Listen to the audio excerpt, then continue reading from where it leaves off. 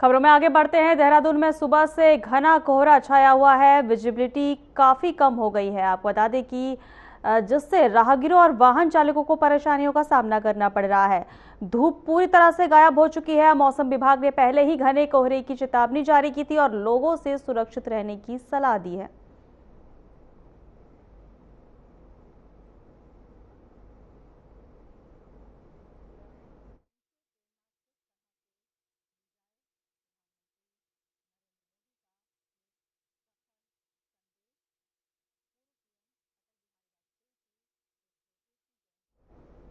नैनीताल में तल्ली थाना क्षेत्र के पुलिस लाइन के पास पुलिस की वाहन ने 3 मजदूरों को टक्कर मार दिया। आपको बता दें, हादसे में पप्पू कुमार, विहारी लाल और मोहन राम गंभीर रूप से घायल हो गए हैं।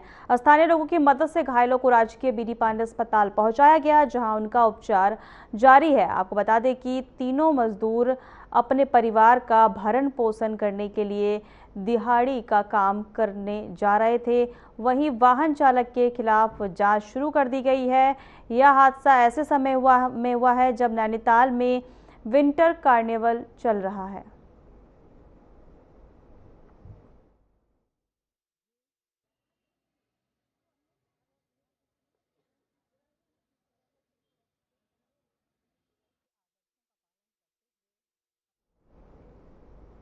हरिद्वार में बिजली विभाग की मनमानी ने एक बार फिर सवाल खड़े कर दिए हैं। आपको बता दें, रुड़की विद्युत वितरण मंडल के अधीक्षण अभियंता विनय राजपूत के क्षेत्र में बिना किसी नोटिस या चेतावनी के सोलर रूफटॉप कनेक्शन काट दिया गया है। शुभम सिटी कॉलोनी की नीलम नामक उपभोक्ता का 3 किलोवाट सोलर मीटर अचानक डिस्कनेक्ट किया गया। उपभोक्ता का कहना है कि ओवर ड्यू राशि के बावजूद विभाग ने आश्वासन दिया था कि सोलर उत्पादन से बकाया स्वतः समायोजित होगा। विद्युत विभाग के कर्मचारी योगेंद्र रावत ने मीटर काटने की पुष्टि की है, जिससे विभाग की जवाबदेही पर सवाल उठ रहे हैं। उपभोक्ता ने दोषी कर्मचारियों के खिलाफ तत्काल कार्रवाई और मामले की उच्च स्तरीय जांच की मांग की है।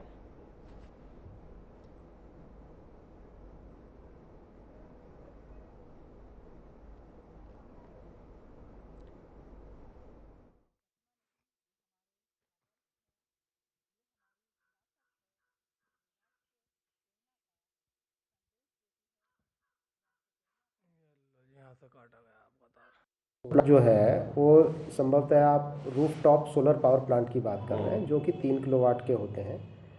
तो उन कंज्यूमरों में वो सोलर प्लांट में जो है अपनी एनर्जी जो वो प्रोड्यूस करता है वो स्वतः यूज़ करते हैं, और बाकी जो है नेट मीटरिंग का वहाँ कॉन्सेप्ट है कि बाकी बची हुई जो है एनर्जी या तो हमारे पास आएगी या वो जो है हमसे लेंगे। तो इस केस में जो भी बकाया बनता है वो विभाग का ही बकाया होता है। उसमें जो है सोलर पावर प्लांट लगा हुआ है या नहीं लगाया उससे हमारा कंसर्न नहीं होता है। जितनी बिजली हमसे ली है, नेट बिजली जो हमसे ली है, हम लोग उसी का बिल देते हैं, और उस बिल का जो है राजस्व वसूली करने का जो काम है वो हमारा है, क्योंकि उसी पैसे से हम जो है बिजली खरीद करते हैं, क्रय करते हैं और पूरे उत्तराखंड की जनता को बांटते हैं।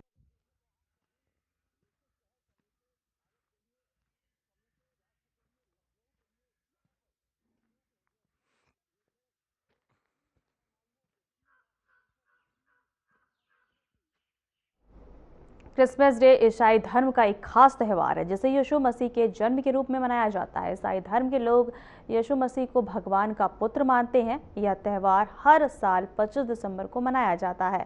आपको बता दें कि इस दिन गिरजाघरों को सजाया जाता है, क्रिसमस ट्री लगाया जाता है और सांता क्लॉज बच्चों को तोहफे देते हैं। उत्तराखंड की राजधानी देहरादून में भी क्रिसमस का त्यौहार जो है खुशी और उत्साह के साथ मनाया गया। शहर के गिरजाघरों में लोगों ने अपने परिवार और दुनिया में शांति के लिए प्रार्थनाएं की। इस मौके पर विशेष भोजन की भी व्यवस्था की गई। देहरादून के मॉरिशन मेमोरियल चर्च में बड़ी संख्या में लोगों ने पहुंचकर अपने परिवार की सुख, शांति और प्रेम के लिए प्रार्थना की।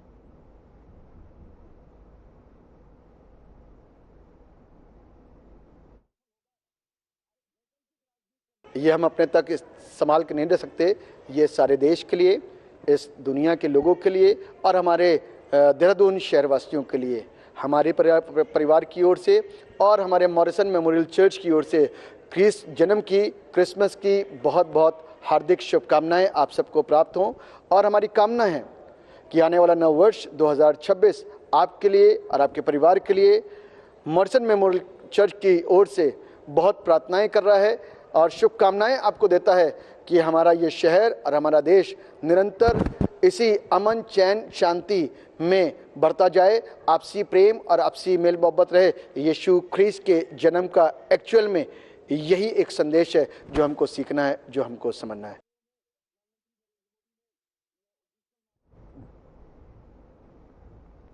रामनगर में करनी सेना उत्तराखंड और ग्राम पंचायत पुछड़ी के प्रधान के पति शकील अहमद के बीच गंभीर विवाद सामने आया है। आपको बता दें कि मामला सामाजिक कार्यों के लिए चंदा संग्रह, अवैध आधार कार्ड सेंटर और रंगदारी के आरोप और प्रत्यारोप से जुड़ा है। करनी सेना ने आरोप लगाया है कि आधार अपडेट के नाम पर अधिक शुल्क वसूला गया है और पुलिस कार्रवाई के दौरान उनके सदस्यों के साथ गाली गलौज व धमकी दी गई है। वहीं शकील अहमद ने इन आरोपों को खारिज करते हुए करनी सेना पर 10 लाख रुपए की रंगदारी मांगने का आरोप लगाया है। रामनगर कोतवाली पुलिस का कहना है कि दोनों पक्षों की शिकायतें मिली है और मामले की निष्पक्ष जांच की जा रही है।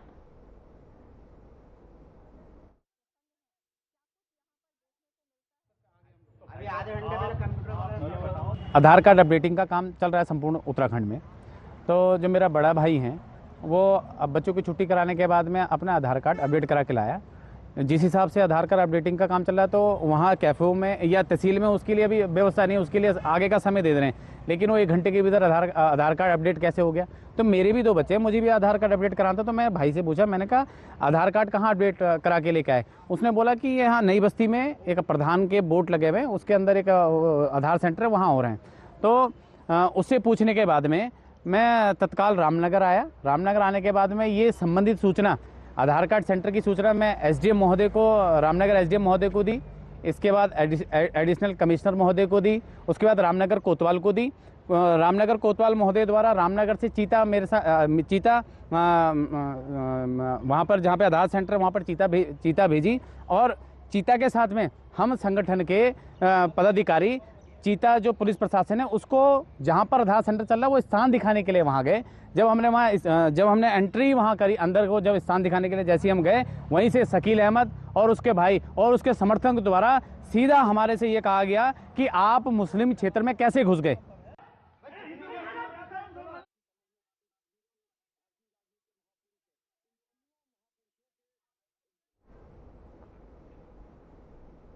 पूर्व प्रधानमंत्री अटल बिहारी वाजपेयी के जन्म शताब्दी वर्ष के अवसर पर अटल उद्यान कंपनी गार्डन में उनकी आदमकद मूर्ति पर पुष्पांजलि अर्पित की गई। इस मौके पर कैबिनेट मंत्री गणेश जोशी और दर्जनों बीजेपी कार्यकर्ताओं ने उनके बताए मार्ग पर चलने का संकल्प लिया।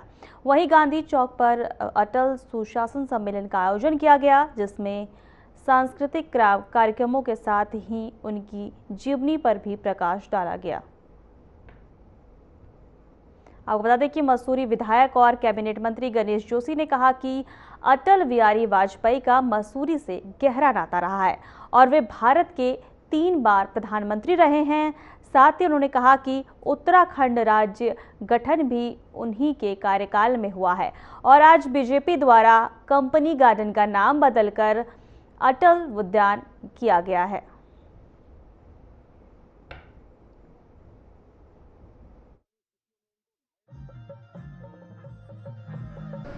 राष्ट्रीय राजनीति में अटल जी से बड़ा व्यक्तित्व आज तक कोई नहीं हुआ।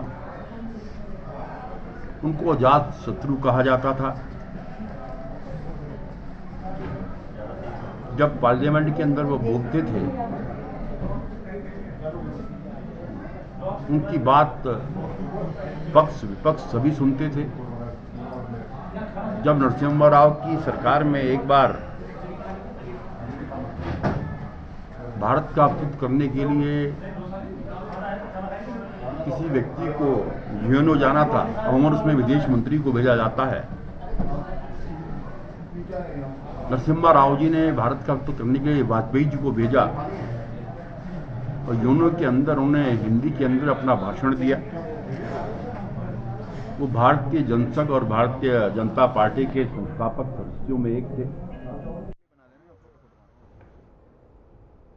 लालकुआं में कांग्रेस ने अंकिता भंडारी हत्याकांड को लेकर प्रदर्शन किया है। नगर कांग्रेस अध्यक्ष भुवन पांडे के नेतृत्व में कार्यकर्ताओं ने रेलवे स्टेशन चौराहे पर बीजेपी उत्तराखंड प्रभारी दुष्यंत गौतम और सरकार का पुतला फूंका और नारेबाजी की है। आपको बता दें कि कांग्रेस नेताओं ने आरोप लगाया है कि हत्याकांड में दुष्यंत गौतम का नाम गंभीर मामला है। उन्होंने दोषियों की गिरफ्तारी, स्वतंत्र सीबीआई जांच और मामले से जुड़े प्रभावशाली लोगों को कानून के दायरे में लाने की मांग की है। कांग्रेस ने न्याय दिलाने के लिए संघर्ष जारी रखने और सीएम पुष्कर सिंह धामी के इस्तीफे की भी मांग की है।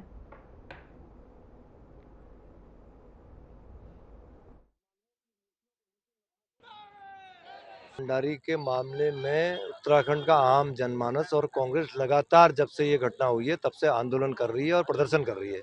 लेकिन अब तो जो है कि अभी तक तो उसको न्याय मिला नहीं, लेकिन जो है कि कब तक चीज़ें छिपी रह सकती थी। अब स्वतः ही चीज़ें सार्वजनिक हो गई हैं कि उसके हत्यारे सामने आ गए हैं और सोशल मीडिया पे सारी चीज़ें वायरल हो गई और उन्हीं के लोग कर रहे हैं, भाजपा के लोग ही।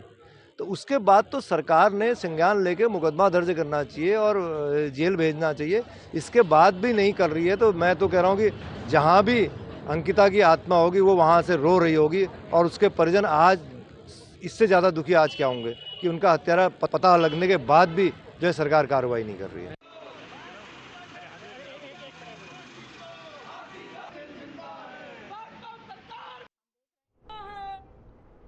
वक्त तो चला है छोटे से ब्रेक का।